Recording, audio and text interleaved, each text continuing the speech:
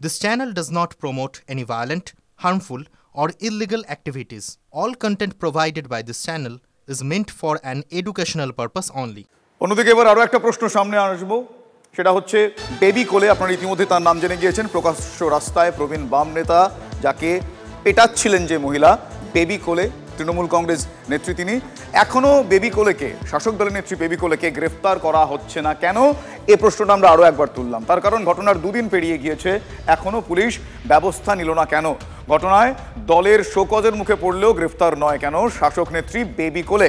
আমার সহকর্মী দেবব্রত এই মুহূর্তে আমার সঙ্গে রয়েছেন সরাসরি। দেবব্রত, আমি জানতে চাইবো যে এই ঘটনা দুদিন পার হয়ে গিয়েছে, আমরা শাসক দলের অনেক নেতা নেত্রীর সাথে কথা বলেছিলাম, তারা বলছিলেন যে ব্যবস্থা নেব, ব্যবস্থা ইতিমধ্যে নেওয়া হয়েছে। ব্যবস্থা মানে দল থেকে সাসপেন্ড নয়, ব্যবস্থা মানে আইনি পথে পদক্ষেপ, এই নক্কারজনক ঘটনা ঘটানোর জন্য গ্রেফতার, আটক ইত্যাদি নয় কেন?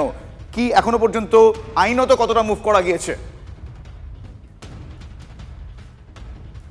দেখো, আইনত বলতে পারি প্রথমেই যেটা আমরা জানতে পেরেছি, ইতিমধ্যে কিন্তু পুলিশ শুধুমাত্র ডেকে জিজ্ঞাসাবাদ করেছে, তাকে বেবি কোলেকে জিজ্ঞাসাবাদ করা হয়েছে। তার পরবর্তী ক্ষেত্রে কিন্তু গতকালকে তাকে ছেড়ে দেওয়া হয়েছে বলে আমরা জানতে পারছি। এবং আজকে সকাল থেকে আমরা যেটা বারবার জানার চেষ্টা করছি যে কেন অ্যারেস্ট হচ্ছে না বা কেন তাকে প্রশাসনিকভাবে কোনো ব্যবস্থা নেওয়া হচ্ছে না। আমি যোগাযোগ করেছিলাম তৃণমূলের জেলা সভাপতির সাথে, সুজয়দার সাথেও। তিনি বলছেন যে দলগতভাবে আমাদের যা করণীয় সেটা আমরা করছি। ইতিমধ্যে 48 ঘন্টা পার হয়েছে, 72 ঘন্টা দেখার, 3 দিনের মধ্যে শোকজের উত্তর দেওয়ার কথা। 3 দিনের মধ্যে যদি শোকজের উত্তর না পায় তাহলে কিন্তু আগামী দিনে তাহলে হয়তো তাকে সাসপেন্ড করবে, এটা দলগত। কিন্তু প্রশাসনিকভাবে ব্যবস্থা বলতেই তিনি কিন্তু পরিষ্কার জানিয়ে দিচ্ছেন যে প্রশাসন কি ব্যবস্থা নেবে সেটা কিন্তু প্রশাসনই বলতে পারবে। তার ফলে প্রশাসনের তরফ থেকে কিন্তু এই বিষয়ে সেভাবে কিন্তু কোনোভাবেই কিন্তু মুখ খোলা হচ্ছে না। কেন ব্যবস্থা নেওয়া হচ্ছে না, এই প্রশ্নের উত্তর কিন্তু সঠিকভাবে কেউই দিতে পারছে না। কিন্তু প্রত্যেকেই চাইছেন যে উপযুক্ত শাস্তি হোক অভিযুক্তের। একদমই তাই, প্রত্যেকেই চাইছেন এই ঘটনায় যিনি অভিযুক্ত এখনো পর্যন্ত তার শাস্তি হোক, কিন্তু এখনো পর্যন্ত সেই রকম পদক্ষেপ কিছু নজরে আসেনি। দলের ভাবমূর্তি, মানে শাসক দলের ভাবমূর্তি নষ্ট হয়েছে বলে দলের তরফ থেকে তাকে শোকজ করা হয়, এখনো সেই শোকজ লেটারের উত্তর তিনি দেননি। আজ অনিল দাসের বাড়ি, যিনি প্রহৃত, সেই অনিল দাসের বাড়িতে দিলীপ ঘোষ গিয়েছিলেন।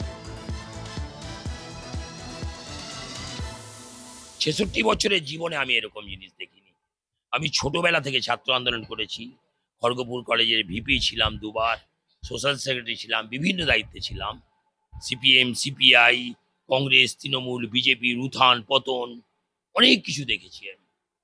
কিন্তু আমি প্রশাসনের ভূমিকা এত খারাপ, এটা আমার জীবনে প্রথম দেখতে পেলাম। আমি চাইছি যারা দোষী, যে মেয়েগুলো এরকম মেরেছিল, তাদেরকে পুলিশ নিয়ে এলো কেন, ছাড়লো কেন, এটা আমি প্রশ্ন রাখছি মানুষের মুখ কাছে।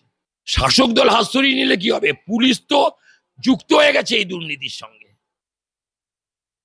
একটাই কাজ করে, ল অফ ললেসনেস, বেআইনি কাজের জন্য রাজ্যের বন্দোবস্ত। ফলে বড়জিৎরা যেমন নেতা হয়, সম্পদ হয়, এই যে অনিলকে যারা মেরেছে, অনিল খুবই ভালো ছেলে, কোনো সন্দেহ নেই, সামাজিক কাজ নিয়ে থাকে, তাকে রাস্তায় ফেলে বেধড়ক পেটালো এবং যা যা অসভ্যতা করার করলো আর বয়স্ক লোককে, এটা সবাই দেখার পরেও পুলিশ প্রশাসন কার্যত বাধা গোলাম। একটা দরখাস্ত করতে হয়, এফআইআর দিয়ে রেখেছে, একটা ডাকতে হয় ডেকে রেখেছে, তারপর ওপর থেকে কেউ বলেছে দেখো শোনো, এইসব কিন্তু আমাদের মূল সম্পদ। এই ক্যাচাল পার্টি, মুখ্যমন্ত্রী বলেছিলেন না, ক্যাচাল পার্টি চাই, মহিলা ক্যাচাল পার্টি চাই, বুথে বুথে ক্যাচাল পার্টি দেবে, এরাই তৃণমূলের সম্পদ। যে অপরাধ করেছে সে থানায় গিয়ে চা খেয়ে এসছে বসে, এফআইআর করার আগেই গিয়ে টিএমসির নেতা প্রদীপ সরকার পৌঁছে যাচ্ছে, কি এফআইআর হবে সে লিখে দিচ্ছে। একটা ঘটনা হলে, অত্যাচারিত গেলে 4 দিন ঘোরায় পুলিশ, এটা এফআইআর নেয় না। তার সাক্ষী বিন্দা আছে, গরিব মানুষের জন্য গেছে।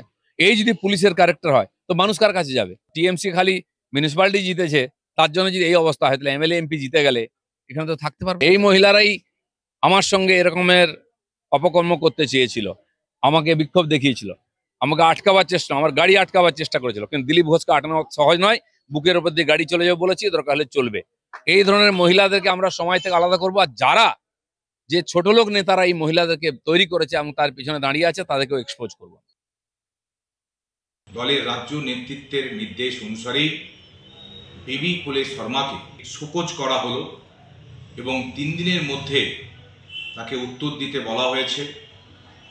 3 দিনের মধ্যে সঠিক উত্তর না পেলে রাজ্য নেতৃত্ব পরবর্তী সময়তে যে নির্দেশ দেবে সেই নির্দেশ মতো আমরা কাজ করব এবং পাশাপাশি বিবি কোলে শর্মার বিরুদ্ধে খড়গপুর টাউন থানায় এফআইআরও রুজু করা হয়েছে।